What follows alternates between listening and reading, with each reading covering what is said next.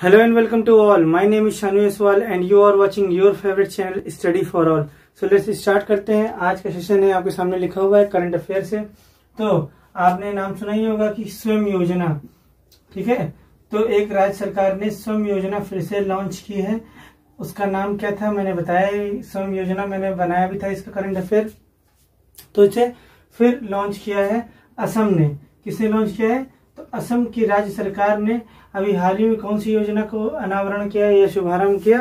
तो कौन सी योजना का शुभारंभ किया? तो स्वयं योजना का शुभारंभ किया, जिसमें 2 लाख, देखिए ध्यान से, 2 लाख युवाओं को इस योजना के तहत, ध्यान से देखिएगा, 2 लाख युवाओं को, ध्यान से देखिएगा, 2 लाख युवाओं को स्वरोजगार दिया जाएगा। स्वयं से नाम दिख ही रहा, स्वयं मतलब स्वतः, तो स्वरोजगार दिया जाएगा, ठीक है। तो अभी हाल ही में किस राज्य सरकार ने स्वयं योजना को लॉन्च किया?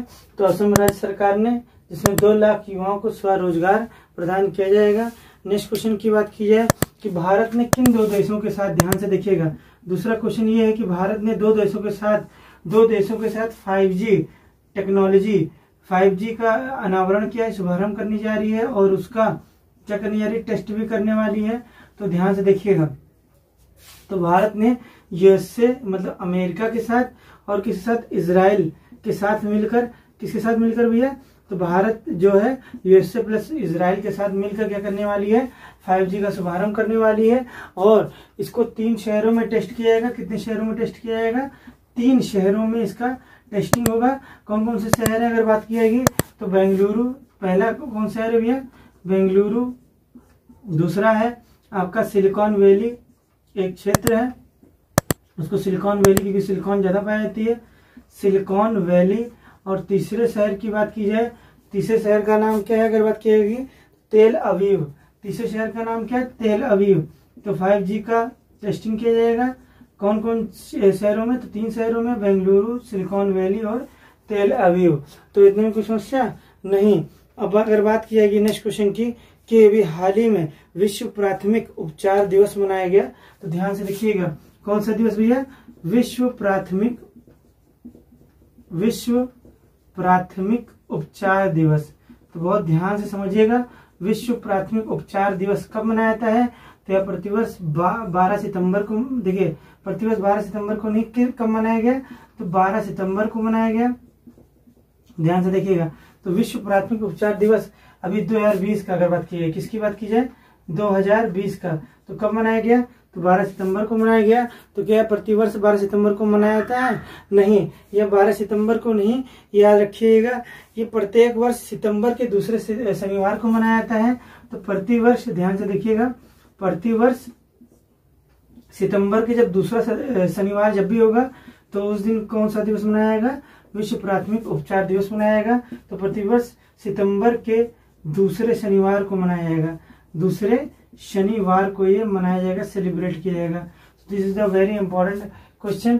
तो अभी क्वेश्चन पूछा जाएगा, अभी हाल ही में विश्व प्राथमिक उपचार दिवस 2020 का कब मनाया गया? तो 12 सितंबर को मनाया गया। प्रतिवर्ष ये कब मनाया जाता है? तो प्रतिवर्ष सितंबर के दूसरे शनिवार को मनाया जाने वाला दिवस विश्व प्राथमिक उपचार दिवस होता है। और अगर बात की जाएगी कि यूनिसेफ का नाम सुने होंगे, यूनिसेफ जो कि चिल्ड्रंस के लिए काम करती है, क्या नाम है इसका? यूनिसेफ। यूनिसेफ का फुल फॉर्म बता दीजिएगा कमेंट सेक्शन बॉक्स में। तो यूनिसेफ ने अभी ध्यान से देखिएगा बहुत अच्छा कोई अभियान शुरू किया है। तो उस अभियान का नाम है, अगर बात की उस अभियान का नाम क्या है?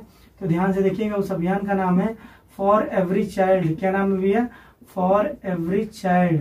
तो क्वेश्चन पूछाएगा फॉर एवरी चाइल्ड, यह अभियान किसने शुरू किया? तो यूनिसेफ ने शुरू किया। और अगर बात की जाएगी, अगर इसमें बात की जाएगी कि किस बॉलीवुड एक्टर को सेलिब्रिटी एडवोकेट बनाया गया है? तो किस बॉलीवुड एक्टर को सेलिब्रिटी एडवोकेट बनाया गया है? तो आयुष्मान खुराना को। आयुष्मान, ध्यान से देखिएगा, Ayushmann Khurana, very talented actor, ठीक है, ध्यान दीजिएगा। तो क्वेश्चन पूछाएगा कि यूनिसेफ ने जो अभियान शुरू किया है फॉर एवरी चाइल्ड, ठीक है, इस अभियान के लिए आयुष्मान खुराना को क्या बनाया गया है? तो बॉलीवुड क्या बनाया गया है इसको? तो सेलिब्रिटी एडवोकेट बनाया गया है। तो आयुष्मान खुराना को सेलिब्रिटी एडवोकेट बनाया गया है। ये किसने बनाया है? तो ये यूनिसेफ ने बनाया है। ठीक है, किस मिशन के लिए? तो फॉर एवरी चाइल्ड मिशन के लिए। ठीक है, बच्चों की सेफ्टी के लिए बनाया गया है। इतने कुछ समस्या नहीं समझ में आ रहा होगा। अगर बात की जाएगी नेक्स्ट क्वेश्चन की, तो नेक्स्ट क्वेश्चन क्या है, ध्यान से देखिएगा। इतने समझ में आ रहा होगा, उसको मैं रफ कर दे रहा हूँ। तो सम योजना शुरू की असम ने, ठीक, ध्यान से देखिएगा। और अगर बात की जाए नेक्स्ट क्वेश्चन की कि वैश्विक आर्थिक स्वतंत्रता सूचकांक 2020, तो क्या नाम है भैया? वैश्विक, ध्यान से देखिएगा, वैश्विक आर्थिक स्वतंत्रता सूचकांक। तो वैश्विक आर्थिक स्वतंत्रता सूचकांक 2000 किसका? 2000 बात की जाएगी 2020 में। ठीक है, अभी हाल ही में जारी किया गया है वैश्विक आर्थिक स्वतंत्रता सूचकांक 2020 का। इसमें भारत का रैंक क्या रहा है, क्वेश्चन पूछाएगा।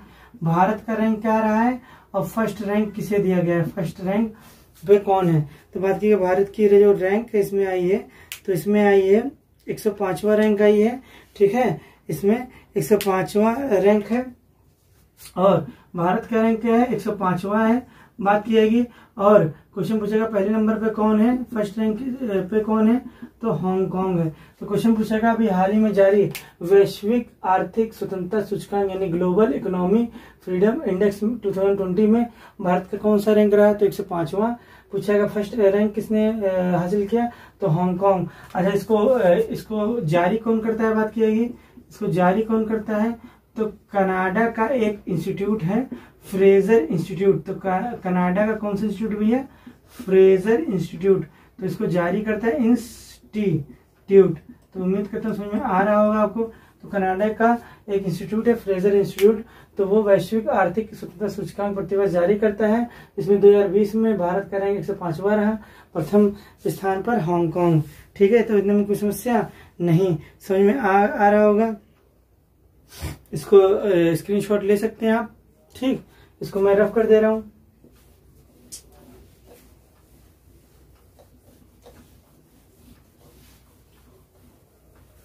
ठीक है, और आगे नेक्स्ट क्वेश्चन की बात की जाए तो नेक्स्ट क्वेश्चन क्या है, ध्यान से देखिएगा। नेक्स्ट क्वेश्चन की बात की जाएगी किस राज्य सरकार ने देश की पहली एकीकृत एयर एम्बुलेंस शुरू की? तो ध्यान से देखिएगा, देश की पहली, बहुत ही मोस्ट इंपोर्टेंट क्वेश्चन है। देश की पहली एकीकृत, क्या नाम है? देश की पहली एकीकृत एयर एम्बुलेंस की शुरुआत कौन सी राज्य सरकार ने किया? This is the very most important question. देश की पहली एकीकृत मतलब एयर एम्बुलेंस है, ये सोच लिए बहुत ही बड़ी बात है। तो किसने इसे लॉन्च किया है, इस एकीकृत एयर एम्बुलेंस को? तो कर्नाटक राज्य सरकार ने इसको लॉन्च किया है। ये देश की पहली एकीकृत एयर एम्बुलेंस सेवा शुरू की गई है। तो देश की एकीकृत एयर एम्बुलेंस सेवा किस राज्य सरकार ने शुरू की? तो कर्नाटक राज्य सरकार ने शुरू की। ठीक है, इसको आपको कमेंट सेक्शन के बॉक्स में बताना है कि चीफ मिनिस्टर इसके कौन है और गवर्नर इसके कौन है। Below the comment section box में आप मुझे बताइएगा, देखें कौन जवाब देता है इसका। ठीक, और बात की जाए नेक्स्ट क्वेश्चन की, तो ईज 2.0 बैंकिंग सुधार सूचकांक, एक सूचकांक निकलता है ईज 2.0, ये दूसरा मतलब चरण है। ईज 2.0 बैंकिंग सुधार सूचकांक, क्या नाम है? बैंकिंग सुधार सूचकांक। ध्यान से देखिएगा, ईज 2.0 बैंकिंग सुधार सूचकांक में फर्स्ट नंबर पे कौन है? तो ध्यान से देखिएगा, फर्स्ट नंबर पर बैंक ऑफ बड़ौदा है। कौन है भैया? Bank of Baroda. तो ठीक है, बहुत अच्छा है, मतलब इन्होंने बहुत अच्छा वर्क करके दिखाया है। दूसरे नंबर पे बात की जाएगी, दूसरे नंबर पर है, ध्यान से देखिएगा, दूसरे नंबर पे हमारा कौन सा है? SBI, जिसे स्टेट बैंक ऑफ इंडिया बोलते हैं। और तीसरे नंबर पे बात की जाएगी, तीसरे नंबर पे कौन है? तीसरे नंबर पे हमारा है ओरिएंटल बैंक ऑफ कॉमर्स। क्या नाम है इसका? Oriental bank of commerce.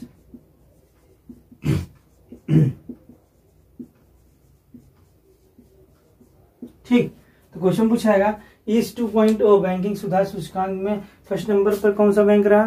तो फर्स्ट नंबर पर आपको दिख रहा होगा बैंक ऑफ बड़ौदा है। दूसरे नंबर पर SBI, state bank of India. And third number पर ओरिएंटल बैंक ऑफ कॉमर्स जिसे बोलते हैं। ठीक है, इतनी कोई समस्या नहीं, उम्मीद करता हूं समझ में आ रहा होगा। क्वेश्चन पूछाएगा नई राष्ट्रीय शिक्षा नीति लागू करने वाला भारत का पहला राज्य कौन सा बना? तो ये क्वेश्चन बहुत ही मोस्ट इंपॉर्टेंट है। अगर पूछा जाएगा नई, ध्यान से देखिएगा, क्वेश्चन क्या पूछा जाएगा? नई राष्ट्रीय शिक्षा नीति। क्या क्वेश्चन पूछा जाएगा? नई राष्ट्रीय शिक्षा नीति।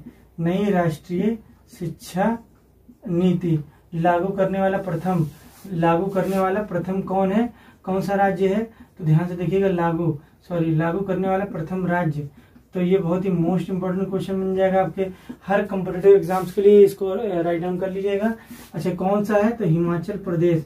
तो हिमाचल प्रदेश ने, ध्यान से देखिएगा, नई राष्ट्रीय शिक्षा नीति सबसे पहले लॉन्च किया है हिमाचल प्रदेश ने।